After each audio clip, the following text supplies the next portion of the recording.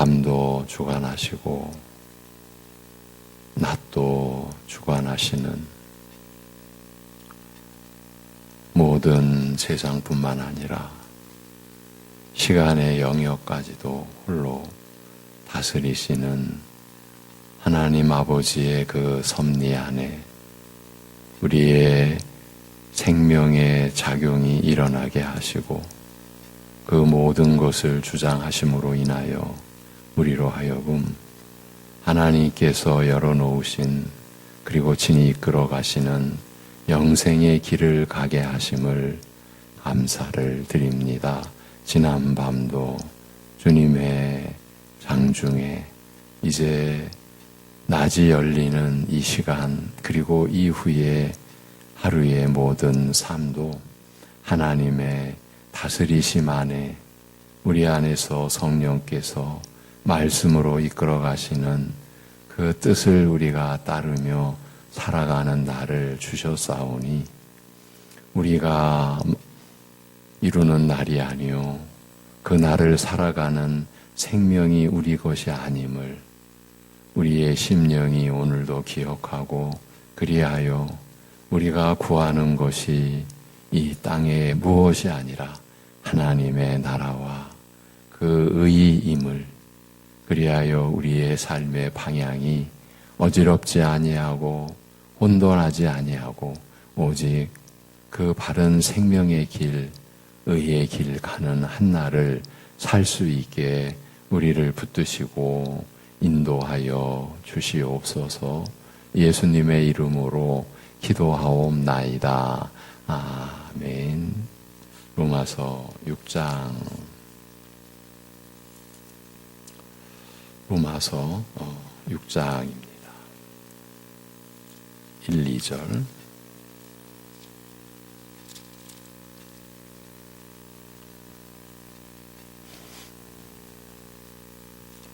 로마서 6장 1, 2절 같이 보십니다. 다 같이 그런즉 우리가 무슨 말을 하리요 은혜를 더하게 하려고 죄에 거하겠느냐 그럴 수 없느니라 죄에 대하여 죽은 우리가 어찌 그 가운데 더 살리요.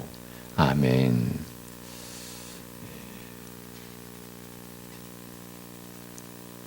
어제부터 로마서 5장의 내용을 대략 보는 것은 이 본문 6장 1절에 그러므로 우리가 무엇라 말하리요 죄에 계속 머물러 은혜로 더욱 풍성하게 할 것인가라는 이 질문이 제기된 상황, 그 영적 배경을 살피기 위함인 것입니다. 결코 단순한 질문이 아니기 때문입니다. 어제 마무리 부분의 내용인데 죄에는 아담의 죄처럼 스스로 하나님의 뜻과 명령을 의도적으로 거역하는 통상적인 형태의 죄도 있으나 이런 죄와는 전혀 성격이 다르면서 더욱 심각하고 불행한 특수한 죄도 있다고 했습니다. 비록 내가 스스로 범한 죄는 아닐지라도 모든 죄의 근본과 뿌리가 된다고 해서 이것을 원죄라고 부릅니다만 자신의 행동이나 의사와 상관없이 태어나기 전부터 죄인으로 정죄받게 하는 불가항력적이고 피할 수 없는 죄이며 그럼에도 그 죄에 대하여 책임을 지고 죽음의 형벌을 받아야 할 뿐만 아니라 부패한 성품을 따라 평생 죄의 종노릇하면서 살아가야 합니다. 한편으로는 억울하고 어이없어 애써 부인하려고도 하며 다른 한편으로는 별것 아니라고 애써 무시하고 외면하려고도 하지만 사실은 나의 의사와 결정과 행동을 초월한 것이기 때문에 헤어날 길이 없어 더욱 심각하고 두려운 죄라고 할 수 있습니다. 로마서 5장의 후반부가 바로 이 인류의 이 결정적인 이 문제를 다루고 있는 것입니다. 이처럼 아담 한 사람의 범죄가 그 죄와 직접적인 관계가 없는 사람들에게까지 두루 영향을 미쳐 불의한 그 죄인이 되게 하고 정죄를 받아 죽임을 당하게 하는 것, 이것은 아담과 그의 후손을 하나로 묶어주는 특수한 연대 관계가 있기 때문이라 할 수 있습니다만, 물론 이 특수한 연대 관계도 하나님의 정하신 것이죠. 하나님의 이 창조의 원리 속에 하나님께서 설정해 놓은 것이죠. 어느 누가 이런 특수한 연대 관계를 계획할 수 있겠고 또 이루어갈 수가 있겠습니까? 오직 이것은 하나님의 섭리죠. 이러한 아담과 그의 후손을 하나로 묶어주는 특수한 연대 관계가 있기 때문이라고 할 수 있습니다만, 그런데 이 아담을 가리켜 장차 오실 자의 모형이라고 밝힘으로써 이런 특수한 연대 관계가 아담과 그 후손 사이에만 적용되는 것이 아니라 그리스도와 그를 믿는 우리 신자 사이에도 적용되며, 그 결과 한 사람 그리스도의 순종으로 말미암아 그를 믿는 모든 신자가 다 의롭다 여김을 받으며 영생을 유업으로 얻게 된다고 말합니다.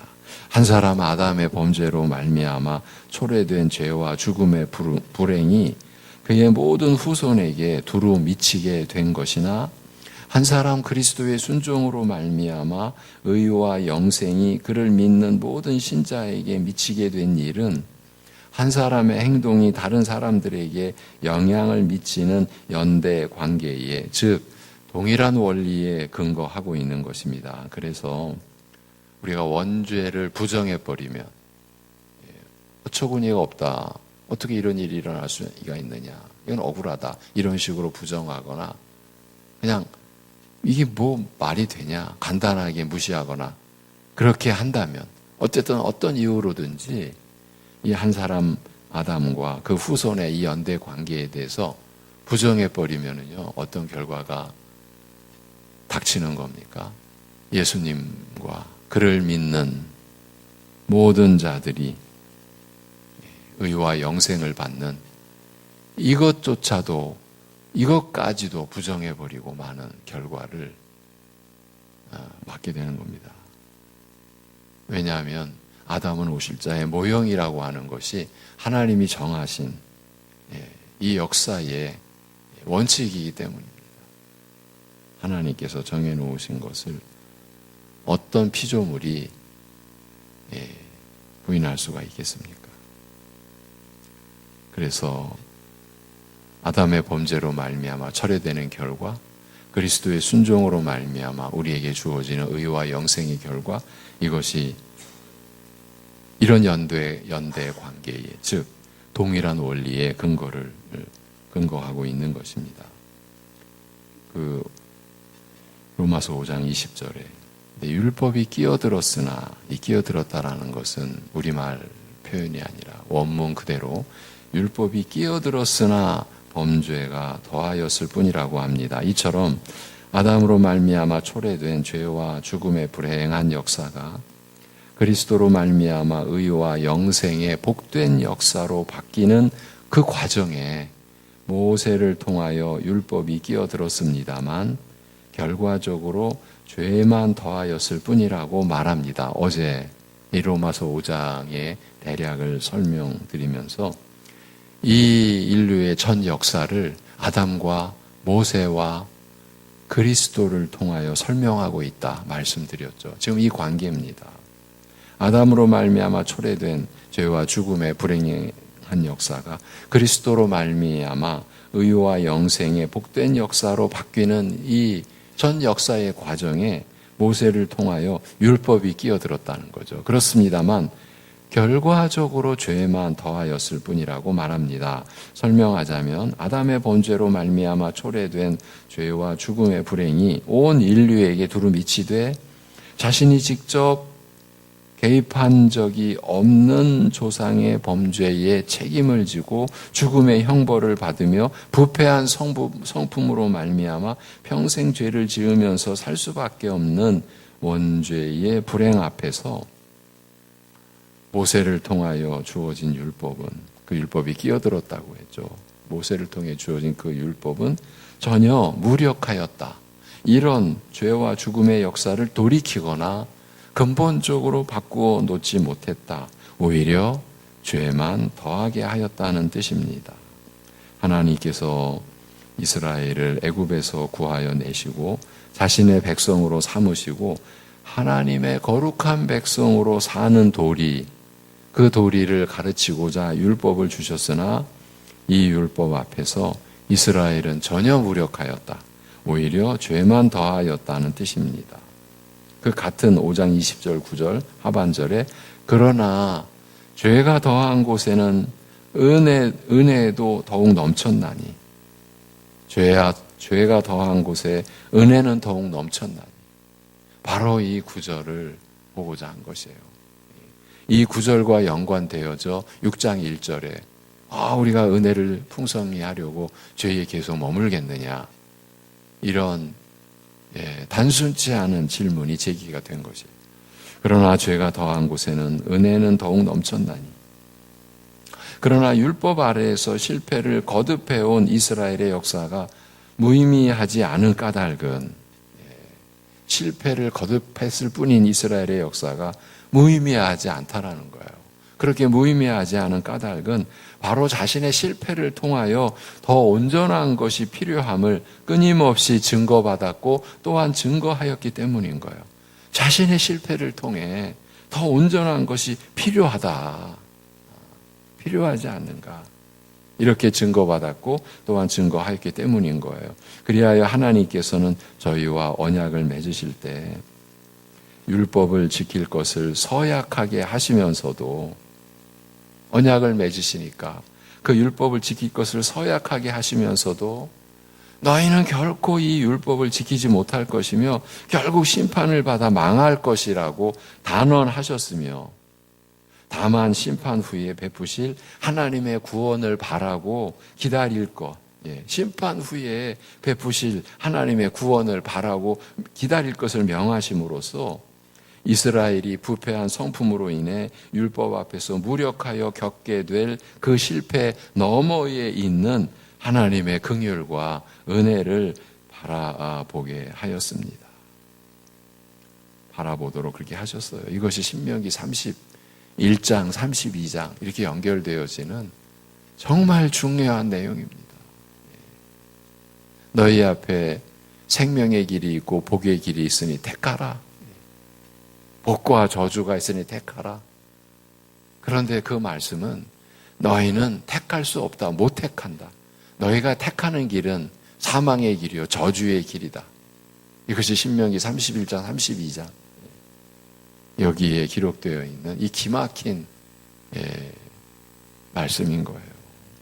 이렇게 함으로써 율법의 예시되는 실패이면서도 그 실패를 덮고도 남을 풍성한 은혜, 곧 약속의 완전한 성취로 인도하는 연결 통로가 되었고, 이스라엘의 역사가 이런 의미를 지니게 되었다.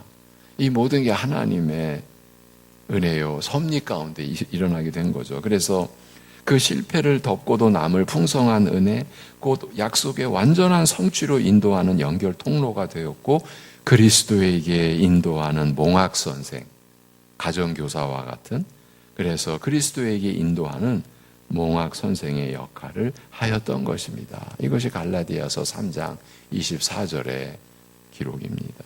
이와 같이 율법 앞에서 무능하여 실패한 역사를 통하여 그리스도의 은혜를 내다보고 미리 증거하다가 결국 그리스도에게 이어진 이 옛 언약의 역사를 두고서 말하자면 율법을 지켜 의와 영생에 이르는 길과는 다른 길,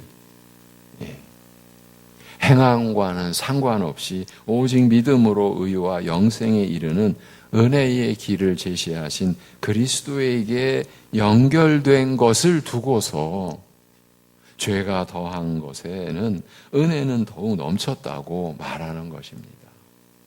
죄가 더한 곳에 은혜가 더욱 넘쳤다. 간단하게 일반적으로 접근할 수 있는 내용이 아닙니다. 그런 그 논리가 아닙니다. 인류의 전 역사, 아담과 모세와 그리스도로 설명되는 이 전 역사를 품고서 그래서 율법 앞에서 무능하여 실패한 역사를 통하여 이스라엘의 그 멸망의 역사를 통하여 그리스도의 은혜를 내다보고 미리 증거하다가 결국 그리스도에게 이어진 이 옛 언약의 역사를 두고서 한 말이라. 말하자면 율법을 지켜 의와 영생에 이르는 길과는 다른 길, 전혀 다른 길, 행함과는 상관없이 오직 믿음으로, 오직 은혜로 의와 영생에 이르는 이 은혜의 길을 제시하신 그리스도에게 연결된 것을 두고서 이스라엘의 실패의 역사가, 그 멸망의 역사가 이렇게 그리스도에게 연결된 것을 두고서 죄가 더한 곳에는 은혜는 더욱 넘쳤다고 말하는 것입니다. 이 점을 다시 한번 확인하고 짚어보기 위해 어제 오늘 로마서 5장의 내용을 개괄적으로 이렇게 나눈 것이에요. 그리고 나서 오늘 본문 6장 1절, 그러므로 우리가 무엇라 말하리요? 죄에 계속 머물러 은혜로 더욱 풍성하게 할 것인가? 이런 역사적 배경을 염두에 두고서 오늘 말씀은 믿음으로 죄사함 받아 의롭다 여김받게 하는 그리스도의 은혜가 이르렀으니 이제는 죄에 계속 머물러도 좋은가라고 묻고 있는 것입니다.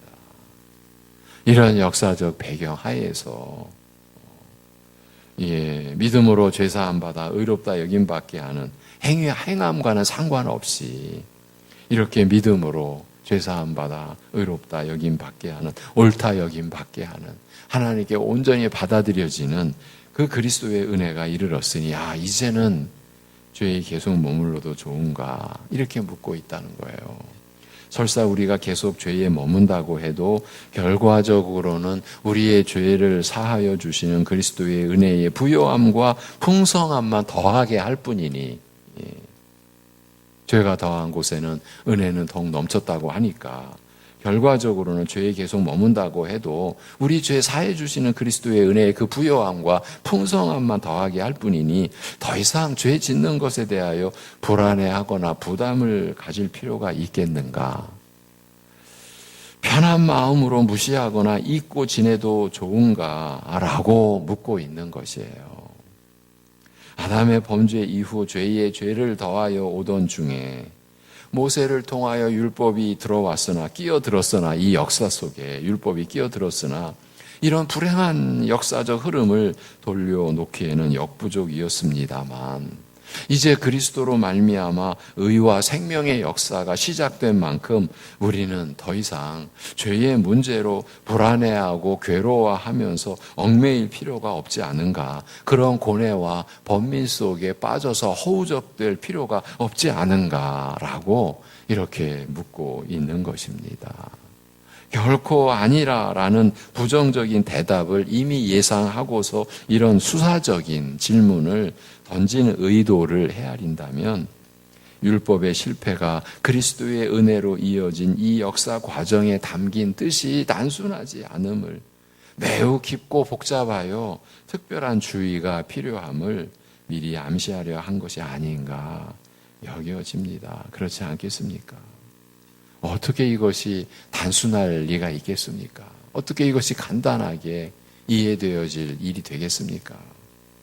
사실 율법이 가입하여 죄가 더하였음에 죄가 더한 곳에 은혜는 더욱 넘쳤다는 말씀은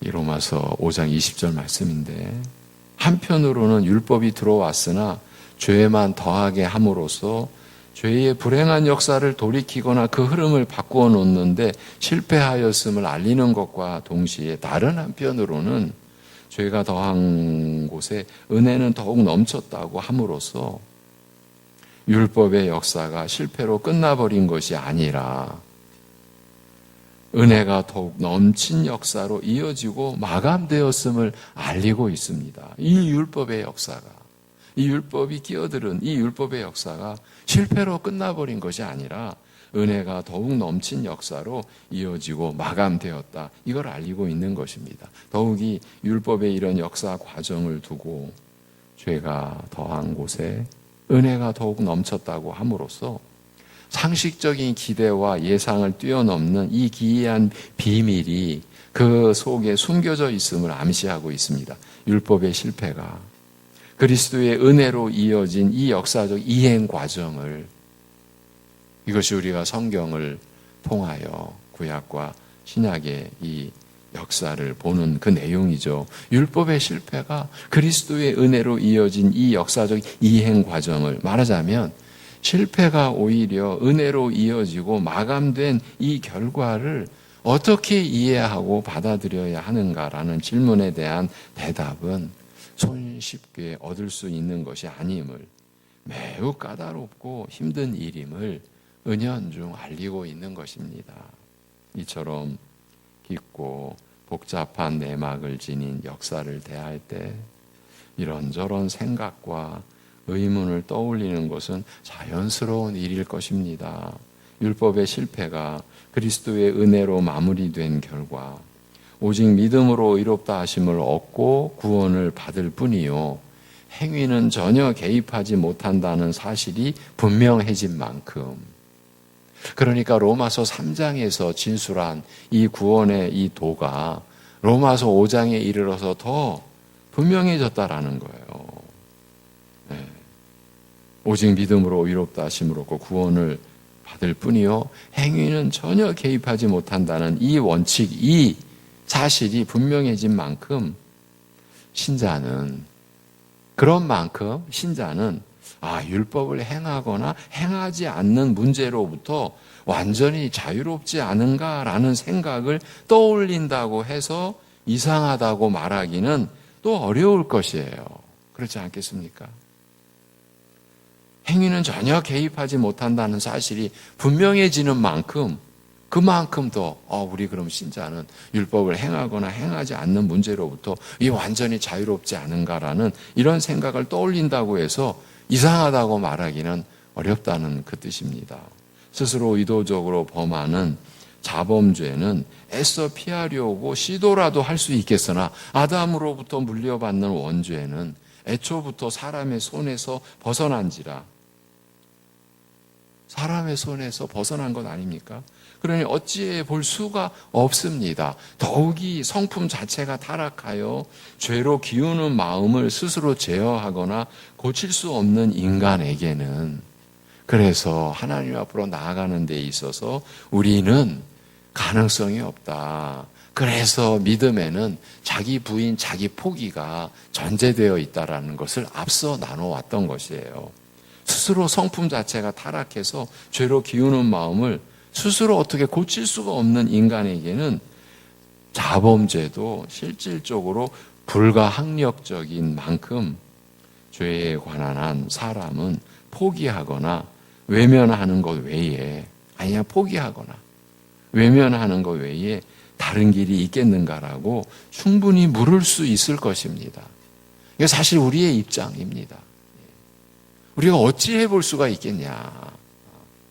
죄에 관해서 이스라엘 역사가 증명하였듯이 원죄 앞에서 율법이 전혀 무력하다면, 따라서 율법을 행하려는 시도 자체가 무의미하다면 우리 신자는 죄 문제에 대하여 어떤 태도를 취해야 하는가라고 묻는 것은 사실 자연스럽다고 할 수 있습니다. 우리 자신의 무능함을 생각한다면, 그리고 그리스도의 은혜가 유일한 대답과 해결이라면 우리는 무능하고 오직 그리스도의 은혜가 유일한 대답과 해결이다. 이렇게 된다면 죄의 문제는 우리 손에서 벗어난 일이며, 따라서 손에서 놓아버릴 수밖에 없을 것입니다. 우리 손에서 벗어난 일이니 그냥 손에서 놓아버릴 수밖에 없을 것이라는 말입니다. 다만 우리 손에서 이렇게 놓는다는 말의 구체적인 뜻, 그 내용을 또 파악하고 결정하는 것은 조심스럽고 어렵습니다. 율법을 완전히 놓아버려야 하는가? 율법의 요구에 대해서는 완전히 무시하고 더 이상 관심조차 가질 필요가 없는가? 죄를 외면하고 잊어버려도 좋은가? 나를 죄에 방치하여 죄에 계속 머물게 하여도 좋은가? 죄에 대하여 무력하다면 이 외에 다른 방법이 없지 않은가? 그러나 이스라엘이 율법 앞에서 무력하여 죄를 고집하다가 망한 것이 사실이나 이런 역사 과정을 거치면서도 궁극적으로는 저희로 하여금 하나님의 구원을 바라고 기다리게 하신 만큼 하나님께서 이스라엘이 이런 처지에서 가지기를 바라신 그 믿음과 소망에 대하여 간과하거나 무관심할 수는 없습니다. 이것이 이러한 역사 과정에서 드러난 또 실체이기 때문입니다. 하나님께서는 이스라엘이 이런 처지에서 가지기를 바라신 믿음과 소망, 그것에 대해서 우리가 간과하거나 그냥 넘어가거나 무관심할 수가 없다는 말입니다. 사실 율법의 실패가 그리스도에게서 오히려 성취와 완성에 이르게 된 비밀이 여기에 있기 때문이에요. 율법의 실패가 그리스도에게서 오히려 성취와 완성에 이르게 된 비밀이 바로 여기에 있기 때문이라는 말이에요. 죄에 계속 머물러 은혜로 더욱 풍성하게 할 것인가라는 이 수사적인 이 내용을 좀 표현하기 위한 이런 수사적인 질문은 율법을 행하기에 무력한 죄인이 그리스도의 은혜를 입은 후 죄의 문제를 대할 때 부딪히거나 떠올리게 되는 여러 가지 의문을 의식한 또는 대표하는 물음이라 할 수 있습니다. 이렇다는 거예요. 이 지금 6장 1절에서 제기된 이 질문, 이 수사적인 질문이 그러니까 우리 신자들이 율법을 행하기에 무력한 죄인이 오직 그리스도의 은혜를 입은 후에 그 후에 이제 부딪히게 되는 죄의 문제, 그것과 관련해서 떠올리게 되는 여러 가지 의문을 의식한, 그래서 또는 대표하는 물음이라 할 수 있다는 말이에요. 그러나 이에 대한 대답이 쉽지 않은 탓에 믿음만으로 의롭다 하심을 받는 것이 아니라 의로운 행위 역시 요구된다고 가르치는 이들이 있는가 하면, 그러니까 유대 바울 사도의 사역 그 당시에 아니다, 할례도 받아야 하고 계명도 지켜야 한다고, 그래 그렇게 해서 믿음만으로 의롭다함을 받는 것이 아니라고 주장했던 거와 같이 이 시대에도 있다라는 거예요. 어느 시대나 그렇게 가르치는 이들이 있는가 하면, 믿는 자는 율법에 대한 의무와 죄에 대한 책임과 정죄에서 완전히 벗어났으므로 죄 짓는 것에 대해 더 이상 부담을 갖거나 불안해할 필요가 없다라고 가르치는 이런 이단도 있는 등 의견이 실로 다양한 겁니다. 여러분, 그래서 우리가 하나님의 은혜만을 구하고 갈수록 하나님 앞에 엎드리는 그 겸양된 자세, 이러한 상황에서 우리가 뭐 마치 다 파악하고 있는 것처럼 이쯤 하면 됐지, 우리가 이렇게 예배 드려왔, 내가 몇십 년 섬겨왔으면 됐지, 이런 식으로 생각하는 것이 얼마나 무지하고 어리석은 건지 우리 스스로가 알아야 합니다. 성령님을 우리가 의지하고 더 의지해야 되는 거예요. 알수록 더 의지해야 되고 은혜를 받을수록 더 의지해야 되는 거예요. 사실 로마서 6장에서 8장, 우리가 보기로 했던 이 로마서 6장에서 8장은 그 앞에 1장에서 5장에 이어 그 논리적 흐름을 따라 자연스럽게 연결되는 내용이지만 이런 의문들을 시종 의식하고 있는 것도 사실이라는 거예요. 구원받은 이후에 죄의 문제를 어떻게 할 것인가, 이걸 계속 의식하고 있는 거예요. 그런데 오늘날은 죄 문제 거론하면 싫어한다, 사람들이. 가능한 한 가릴 수 있으면 가리고, 이런 얘기가 우리 안에서 이렇게 얘기되어지고 떠벌려지고, 이렇게 되면 어떻게 되는 겁니까? 여러분, 사실은 이런 가운데 우리의 믿음의 내용이 채워져 왔다라는 생각을 해보십시오. 우리가 어떤 내용을 가지고 지금 하나님 앞에 있는 겁니까? 이대로 가도 되는 겁니까? 그대로? 골치 아파. 뭘 단순하게 생각하면 좀 생각할 수 있어야지 이렇게 말할 수 있습니까? 그래서 사실은요, 로마서 5장 앞에서 어쩌면 멈추어버리는 거예요. 이 한 사람 아담, 한 사람 그리스도, 그 가운데 모세의 율법, 여기서 못 나가는 그런 우리의 입장도 얼마든지 있다라는 거예요. 그래서 아예 원죄를 안 가르치고 원죄를 덮어버리고 그 원죄가 덮여진, 그래서 부정하는 것이 바로 알미니안주의입니다. 이 시대의 교회의 주인 노릇, 대세 노릇하고 있는 알미니안, 전 세계적으로 알미니안주의의 교회가 이 원죄를 부정해버린 거예요. 그래야 우리 안에 가능성이 있지 않습니까? 원죄를 인정해버리면 어떡합니까? 알미니안주의가 성립이 안 되거든요.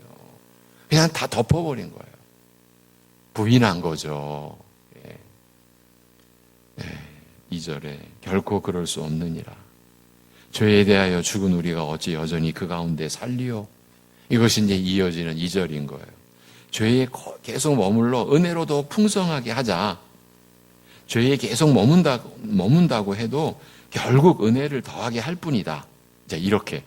죄에 계속 머물러 은혜로도 풍성하게 하자.